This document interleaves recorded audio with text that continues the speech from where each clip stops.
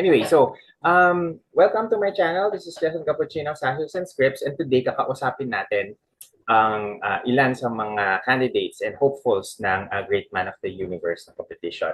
Today we have EJ Malik from Lanao del Norte, and we have Irvin from Baguio City. So, hello, kumusta guys? Kumusta kayo? Maulan ngayon, and how's internet in your end?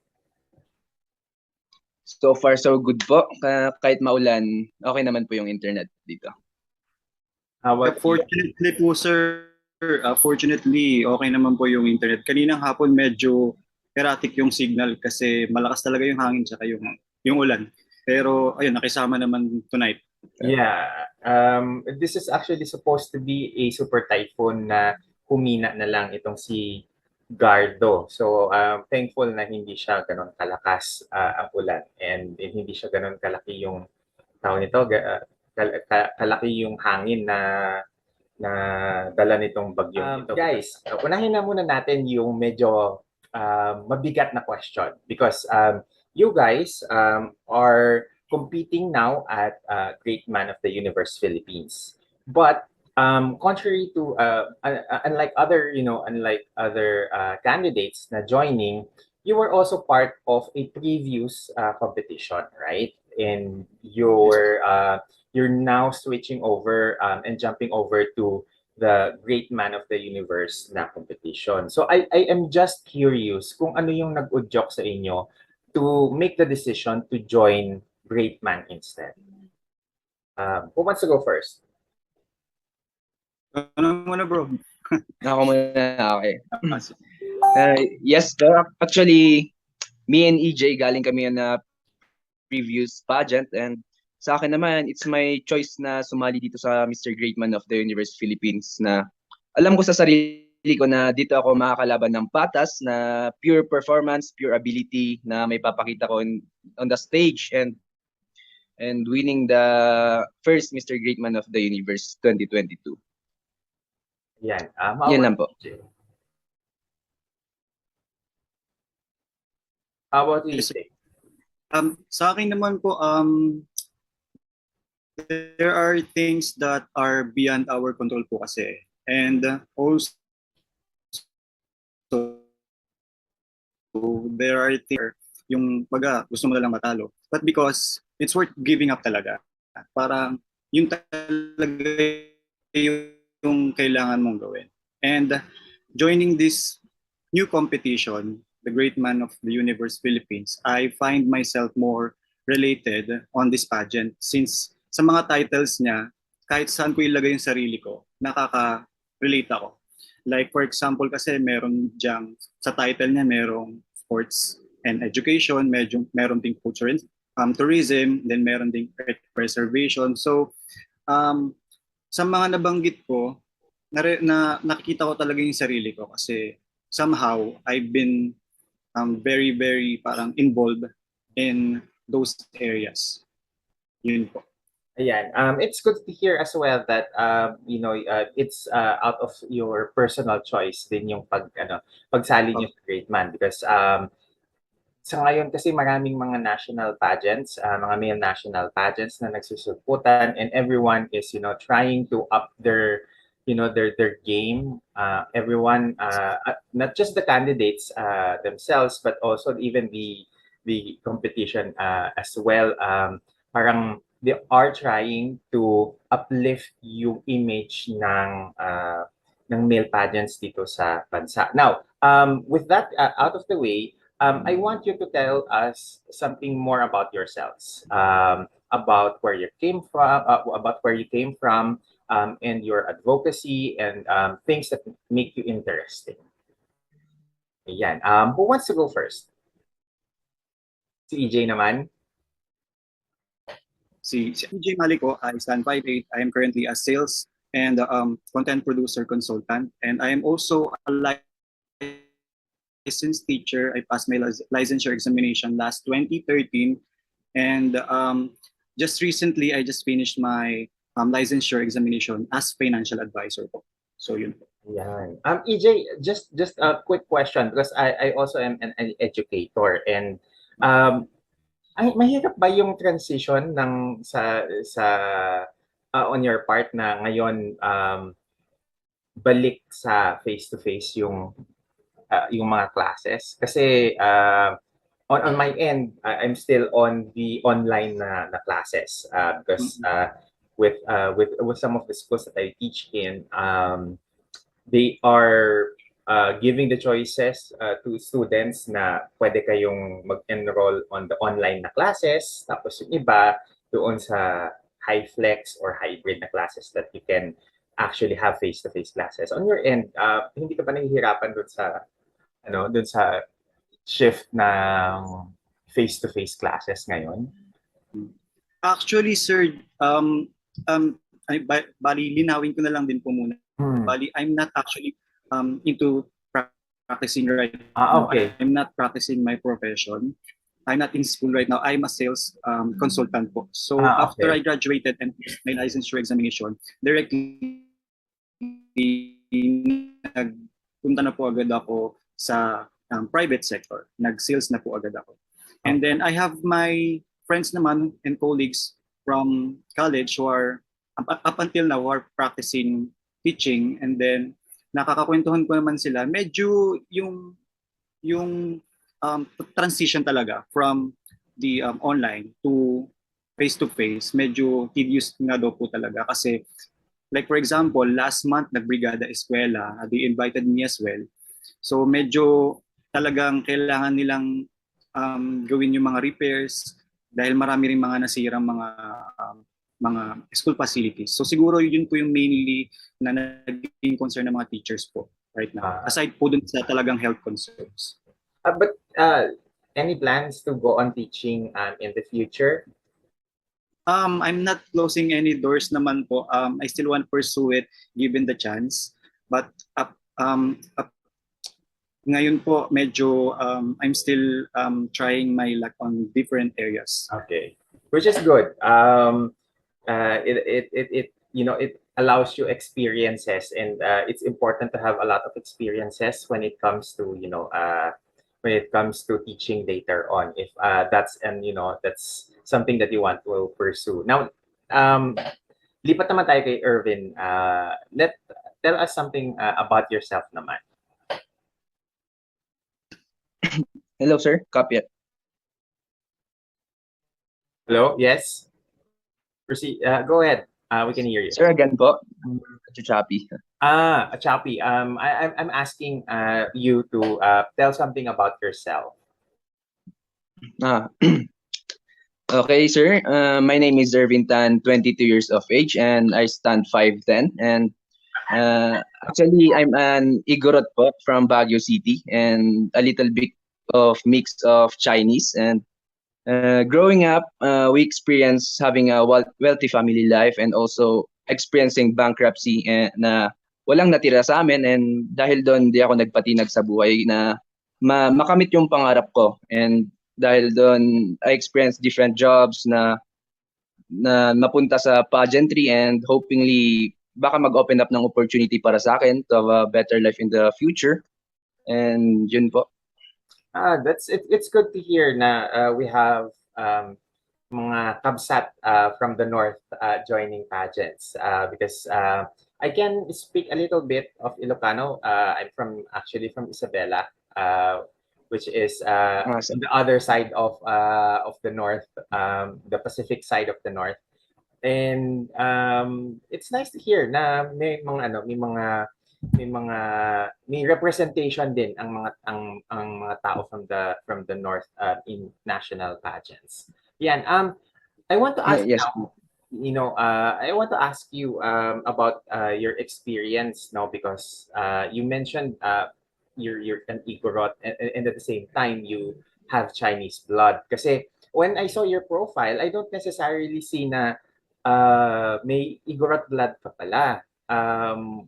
How do you think yung dynamics of joining national pageants now that the expectation sa mga katulad nating mga indigenous ang pinagmulan medyo on the Moreno side, hindi yung mestizo?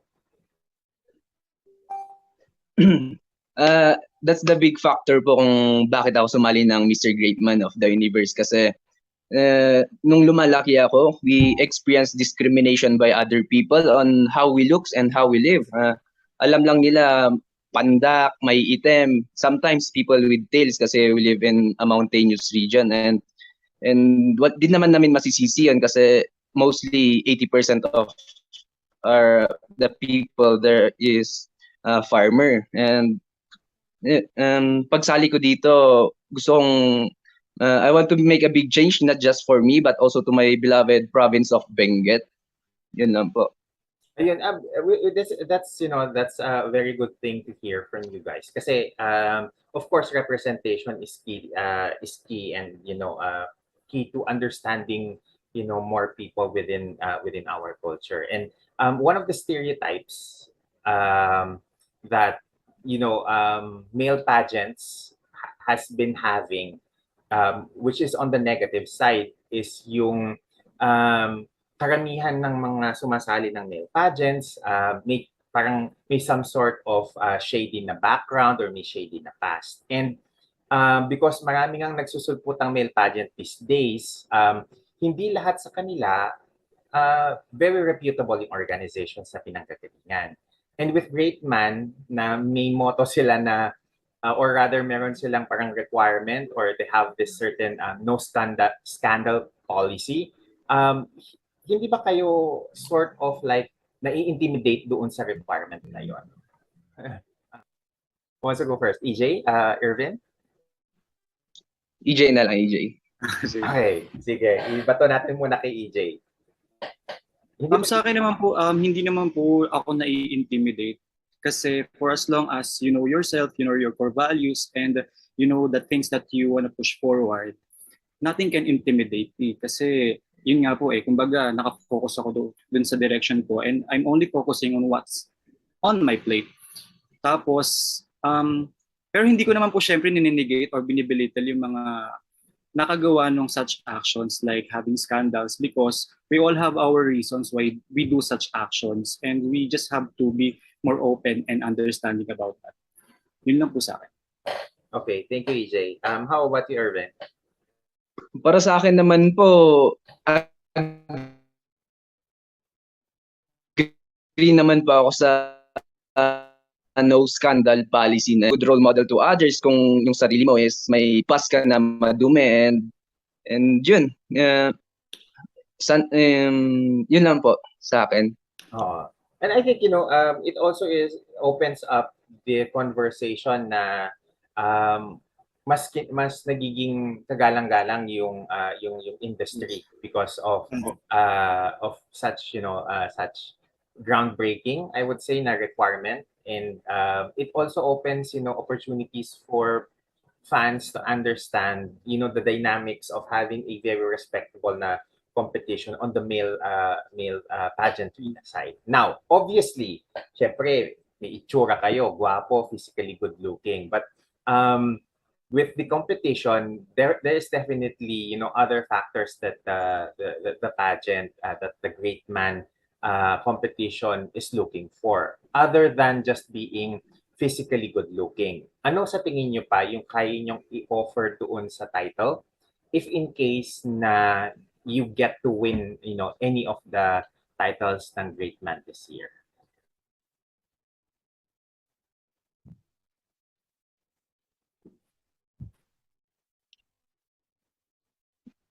Start na po.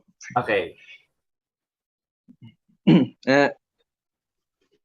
Para sa akin naman, yung gusto kong pag nanalo ako ng bilang Mr. Great Man of the Universe 2022, yung advocacy na pinupush through ko, yung helping street children and making them realize the importance of education is. Kasi with us experiencing all the mistakes and the failure before, we don't want them to experience it, rather to help them and guide them on reaching their goals. Kasi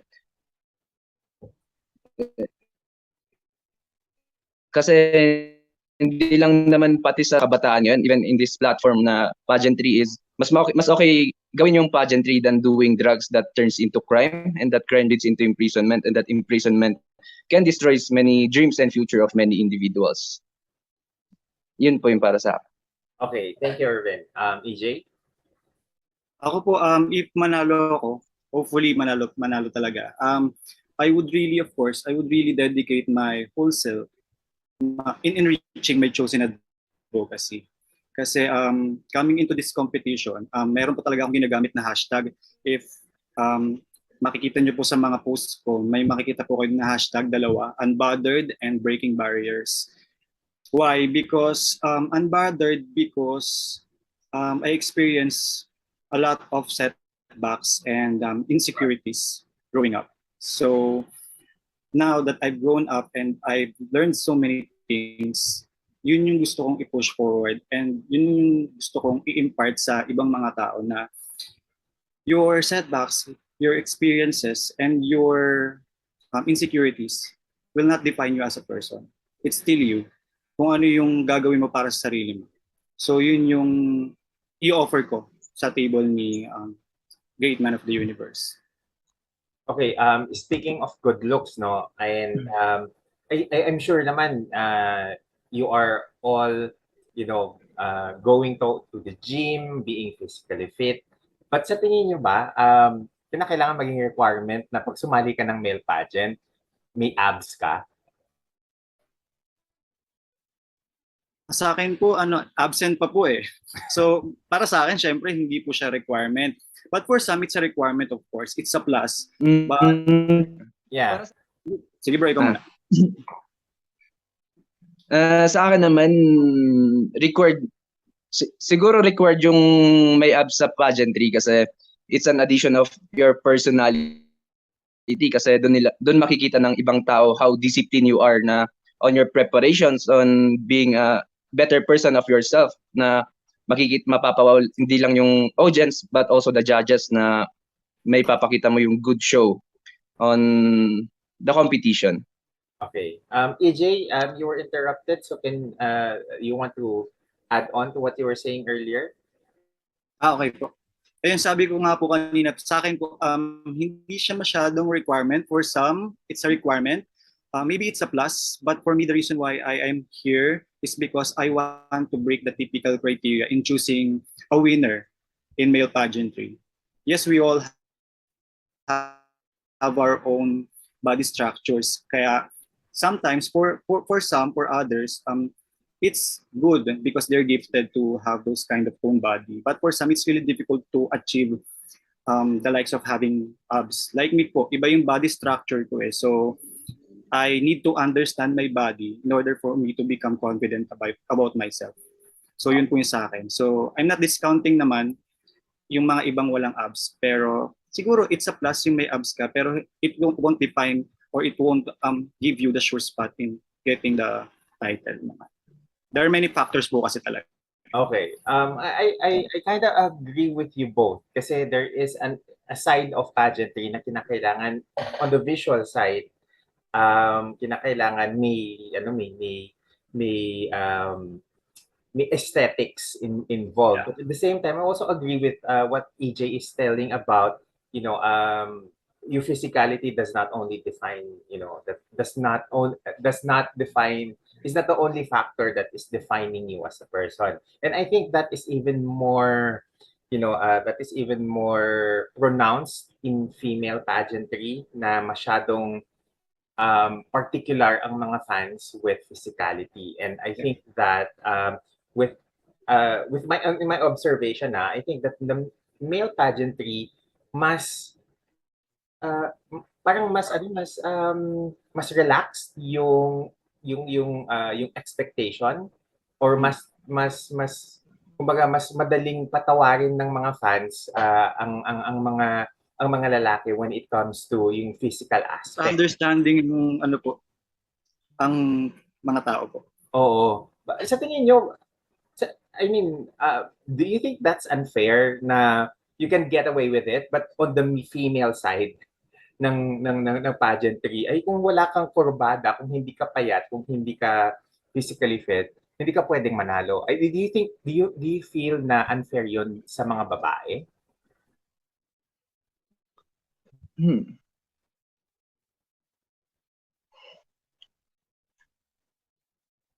Kasi, of course, it's both pageantry, right? But Yes. Okay. there is parang mas madali kayong i-excuse ng mga fans as compared Mm-mm. to the female competitors. Do you think plus points sa inyo yon or negative points ba yon sa inyo or what do you think about that? May good side and my bad side po kasi yung ganun na hindi equal yung take ng mga tao with regards to male pageantry and female pageantry. Sabi niyo nga po sir, if mas mataas yung expectation sa female pageantry and lesser naman sa male pageantry, it's a disadvantage then sometimes on our part kasi hindi kami nape-pressure, hindi namin nailalabas yung pinaka potential namin. Whereas sa mga female naman, if they're pressured like that, mas napupush sila to go above and above dun sa limits nila. So yun po yung nakikita ko dyan. So you feel na there is a difference in treatment between the male versus the female pageant na mga candidates? Opo. How about you, Irvin? Ano sa tingin mo? Nararamdaman mo rin ba yung difference sa treatment? Para sa akin po, medyo the same na with good advantage and bad advantage niya kasi para sa akin more on tinututukan nila yung more on female pageantry kung sino man nanalo on national na isasabak nila on Miss Universe international pageantry, unlike sa male pageant na maraming nagsusulputan na mga bagong pageant ngayon, especially for male pageant, and mas na-appreciate lang siguro nila pag nanalo ka na in international pageantry, and that's the disadvantage for us na male pageant. I agree with that. It's good that you pointed out, Irvin, about yung sakalang kayo nabibigyan ng attention kapag nanalo kayo internationally, which is I feel na it's unfair for male competitors because right now with the what do you call this, with the resurgence of male pageantry na mas marami ngayon ang mas involved and mas marami yung nagtitiwala sa mga bagong competitions na lumalabas. I think that there is room for growth for male pageants, not only here in the Philippines but also in the international arena. And I have high expectations with great man of the universe that it will some sort of add layer of professionalism to the industry. Kasi I think yun naman yung yun yung naman yung gusto nating lahat na ma-professionalize yung industry at the same time mabigyan ng recognition and respect ang male pageantry that I think should have been established quite a long time ago. Now, the final question that I'm going to ask of you for tonight's interview is how would you now define what is a great man? Sige bro, ikaw muna. Medyo ano yan for me, I define great man na hindi lang more on responsible, discipline, and respectful kasi sige EJ, ikaw na muna. Sige. Wala. Ayun, so I who realizes that at the end of the day, it is not about his self-gain or self-satisfaction. That he realizes that it's his commitment to serve the community and contribute in the welfare of his brothers and sisters that matters. So that's for me the meaning of a great man. Okay. Irvin, balik tayo sa'yo. How do you define what is a great man?